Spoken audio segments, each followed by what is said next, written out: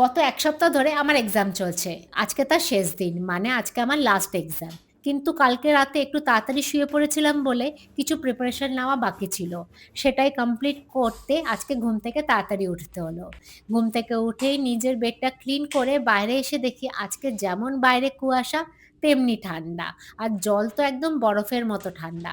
এই বরফ জলটাকে গরমে পরিণত করার জন্য ইলেকট্রিক রডের ব্যবহার করলাম যেহেতু আমার বাড়িতে গিজার নেই। যতক্ষণে জল গরম হচ্ছে নিজের জন্য একটু বানাবো গরম, গরম কাড়া।